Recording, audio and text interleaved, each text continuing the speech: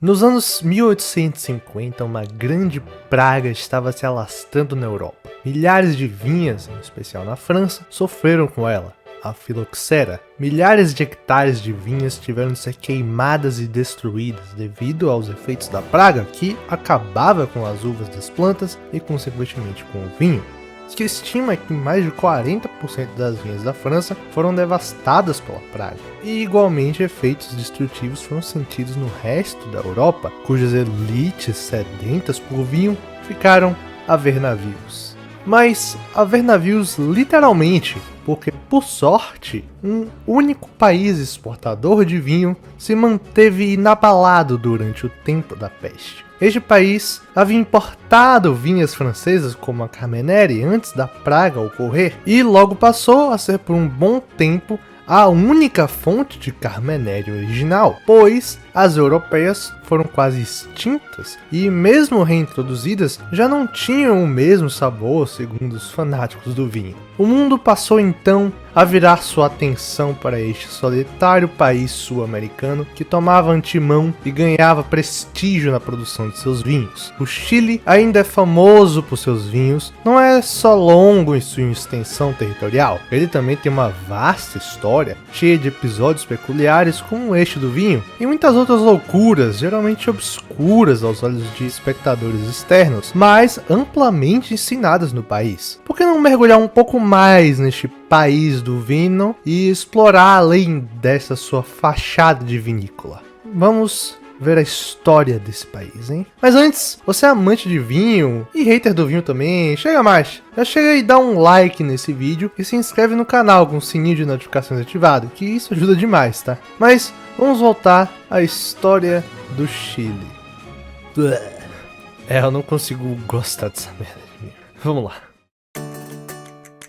Antes de qualquer coisa, precisamos conhecer onde se passam as histórias que vamos acompanhar, nos familiarizar com as diferentes paisagens que compõem o Chile moderno. Do norte, vamos por paisagens áridas e salinas do deserto do Atacama, descendo pela Puna, um bioma quase exclusivo da região altiplânica, com plantas rasteiras e clima desértico. Vamos a áreas de transição do deserto, e tal, até chegar nos grandes vales centrais, de clima mediterrâneo, e rodeados por grandes montanhas, na época densamente florestados, de verões secos e invernos frios e chuvosos.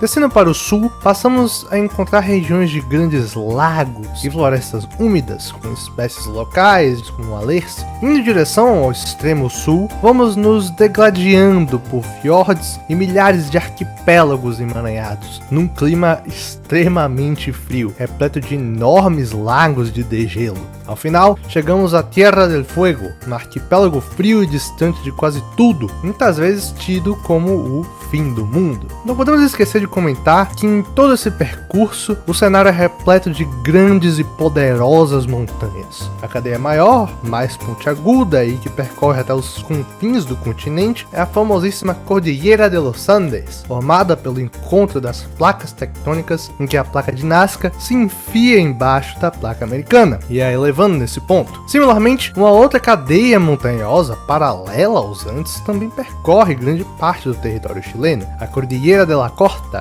Começa do norte de forma desconexa, até que segue firme e forte até a ilha de Chiloé, submergindo depois dela. Essa cordilheira foi formada por processos similares aos Andes, mas com o bônus de processos sedimentares na costa. Eu gosto de pensar na analogia para explicar o surgimento dessas duas cordilheiras. Imagina que a placa americana é como se fosse um tapete e a placa de Nazca a minha mão. E é como se a Cordilheira dos Andes fosse a dobra principal, enquanto que a Cordilheira da Costa é uma dobra menor e colateral desse processo de subdução. Mas, geologia de lado, agora que vimos um pouco do palco para o nosso espetáculo, vamos a ele, não é mesmo?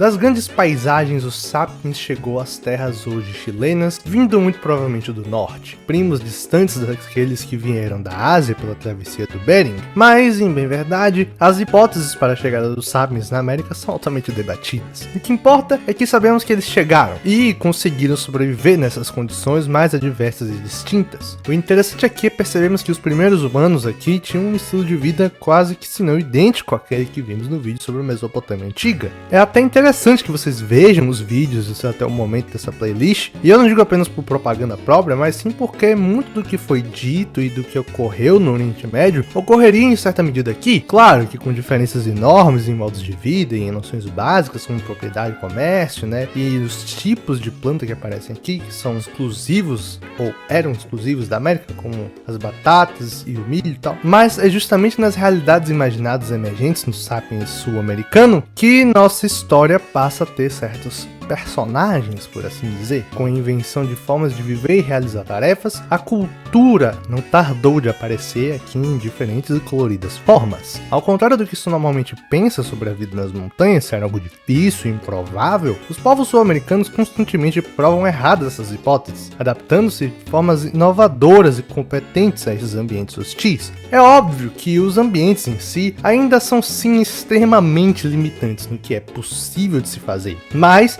a questão é que é possível de fazer algo, de haver vida nesses lugares. Então, desses habitantes, similar ao que ocorreu na Mesopotâmia, tribos nortenhas em seu desenvolvimento cultural, influenciados em parte por culturas altiplânicas e centralizadoras como o Império de Tiwanaku, desenvolveram sistemas de governança e controle territorial, seguindo um padrão aquém do que aconteceu na Mesopotâmia, com o surgimento de comunidades e vilas e lideranças locais, com direito à estratificação social também. Entre os anos 900 e 1200, com começos reais nos anos 1200, as culturas Aimara e Atacamenha surgiram nesses moldes, com um sistema de senhorios, vulgo chefes, que geralmente administravam um vale inteiro, e com controle econômico forte, somado a um sistema de colônias agrícolas nos vales, enquanto a povoação principal vivia a topo das montanhas, seguras e fortificadas em caso de possíveis ataques. Afinal, água e comida seriam recursos raros no deserto. Em ambas culturas, esses chefes locais praticavam um equivalente a um feudalismo, no que diz respeito à relativa autonomia uns com os outros, mas com caráter federativo num todo, né? Tinha uma espécie de unidade, mas ao mesmo tempo não, sabe? Uma coisa muito específica daqui.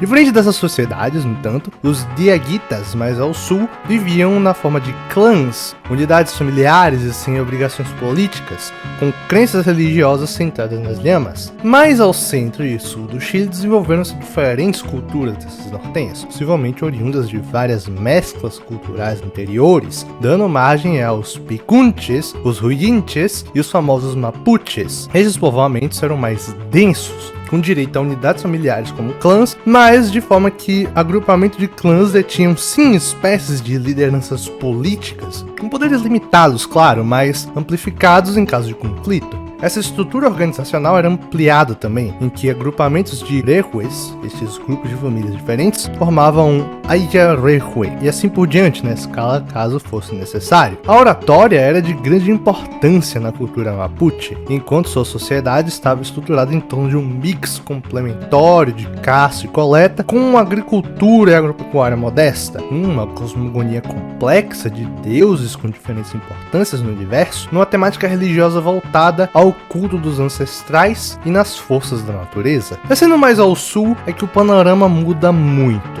com culturas majoritariamente nômades e ainda praticantes de um estilo semi-caçador e coletor. Em especial, no entanto, os Cuncos e Chonos mantinham um estilo de vida sedentário e agricultor, cultivando milho e papas, ou as batatas como chamam no Chile, mas também mantendo-se ativos pescadores pelas muitas ilhas como Chiloé. Mas como disse, no extremo sul do Chile, em Magallanes e Tierra del Fuego, os povos eram nômades, muitas vezes pescadores, a exemplo dos Kaueshka, Yamanas e Selknam, todos voltados para vidas para o mar, somando a cultura de caça e coleta. Alguns eram muitas vezes árduos guerreiros, a exemplo dos Selknam na Tierra del Fuego. Outros nômades, porém distintos, eram os grupos Tehuelche, divididos em Aonikenk e Gunun, que vagavam pelas terras patagônicas. Estes se distinguiam por sua especialização na caça de guanacos e similares. Guanacos, para quem não sabe, é um primo distante da lhama. Eles são muito parecidos, olha eles aí, olha a família deles aí. Os Aonikenk também eram conhecidos por sua alta estatura,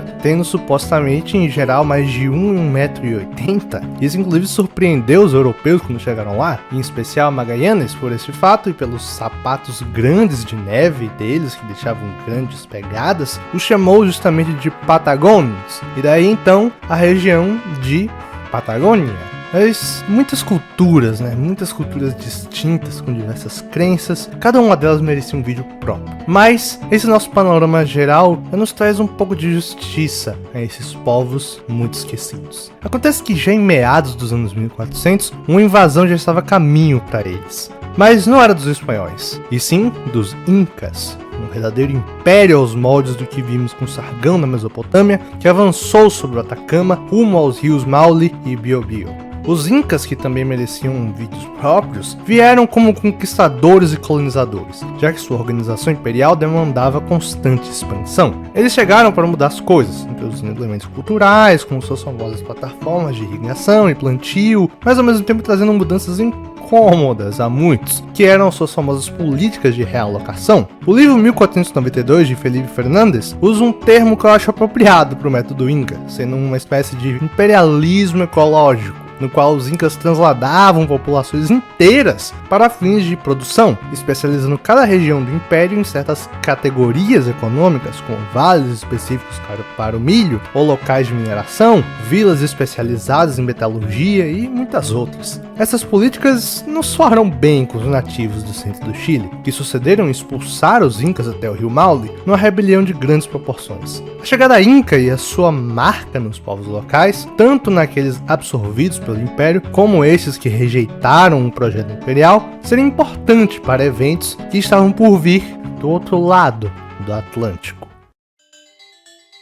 Passando por dificuldades de uma grande guerra civil e devido a estresses organizacionais e sociais já pré-existentes no Império Inca, a situação que os irmãos Pizarro encontraram quando chegaram ao Peru em 1530 era ideal para os europeus famintos por conquista. Maravilhados pelos feitos de Hernán Cortés com os astecas e ouvindo histórias de diversos povos do sul da América sobre o Rei Branco das Montanhas, rico em ouro e prata, os Pizarro sabiam muito bem o que estavam procurando e o que planejavam fazer depois. Não entrando em muitos detalhes para não transformar esse vídeo num mega documentário, o resumo da ópera é que os irmãos Pizarro arrumaram aliados nativos, ajudaram um dos lados da guerra civil, o outro lado morreu e o lado que os espanhóis ajudaram também morreu, por culpa deles na verdade. Ao final, os espanhóis com um grupo minúsculo derrubaram o império, instaurando seu próprio Inca fantoche no comando. Após esses eventos, os Pizarro foram cobrar a satisfação do rei da Espanha para receber concessões reais, afinal aquelas terras eram na verdade dele, né, do rei da Espanha, pelo Tratado de Tordesilhas, não é mesmo? Acontece que para nossa história, não foram só os Pizarro que pediram concessões reais, qualquer um poderia pedir, mas esse qualquer um precisava de apoio e conexões com a coroa para conseguir de fato, né? Entre o grupo de conquistadores, além dos irmãos Pizarro, um Diego de Almagro entra em cena. Ele, que era fidalgo e bem informado, conseguiu, junto de Francisco Pizarro e outros dois malucos lá, que a gente vai ver depois, concessões para governar as terras na América. Pizarro ficaria com a noiva Cartidia, enquanto Almagro ficaria com a noiva Toledo. Porém, daí nascem algumas questões. Pizarro e Almagro, que eram grandes amigos e tal, né? Eles tiveram desavenças, prelúdios para uma coisa um pouco maior, talvez uma guerra civil, quem sabe, né? Mas tiveram lá um desentendimento quanto ao comando da cidade de Cusco. Isso foi resolvido. O Pizarro ganhando a cidade importante, tá? Mas o Almagro ainda voltaria para resolver essas questões, pois ele agora, com seus plenos poderes, queria extrair mais as riquezas da região. Influenciado pelo fantoche espanhol, Incamanco ludibriou Almagro em acreditar nas riquezas de terras mais ao sul, um país conhecido como Chile, cuja origem etimológica ainda é debatida. Almagro foi convencido por Incamanco, porque ele assegurou que... Olha, Almagro, se liga, lá tem ouro. Sim, lá tem prata. Lá tem um monte de coisa. Como já de garantia pra você ver que eu sou seu brother, eu vou mandar o meu irmão de fato aqui ir com você, e também um sacerdote aqui importante pra avisar a galera lá de que quem manda agora é você. Confia em mim, confia, vai lá. Porra, acho que vou mesmo. O Almagro confiou, mas mal sabia ele que tudo fazia parte de um plano de Incamanco de separar os espanhóis em grupos ainda menores a fim de incitar uma rebelião e reconquistar seu império. Diego de Almagro fazia então preparações para a ida ao Chile, escolhendo partir em 1535 e mandando inclusive uma expedição extra por mar a mando de um Juan de Saavedra. Almagro, mas sem espanhóis e aliados nativos, iam pelos altiplanos áridos em direção ao coração do deserto deserto do Atacama. Sem saber o que encontrar e o que ia deixando o Peru com o Inca Manco, que já movimentava seus pauzinhos para incitar uma rebelião nativa contra os irmãos Pizarro, fechados com poucos mantimentos, já que seus reforços ainda estavam a caminho da Espanha com um dos outros irmãos. A situação estava posta para uma putaria generalizada. E que fim será que vai ter a expedição do Almagro, então, né? Quem eram os outros 2 espanhóis que eu disse que a gente ia falar no futuro, que receberam concessões reais também? E finalmente, o que vai acontecer com as terras do Chile e com as culturas ali ainda existentes com a vinda dos europeus? Bom, isso tudo a gente vai ter que responder em um próximo vídeo. Eu vou ficando por aqui. Compartilhe esse vídeo, porque isso ajuda muito na divulgação do canal e asseguro que esse conhecimento possa chegar em mais pessoas. Se inscreva no canal também com o sininho ativado para não perder nenhum vídeo sobre essa história louca do Chile, assim como outras histórias e assuntos variados de física e matemática, né? Mas é isso aí. Tchau, tchau.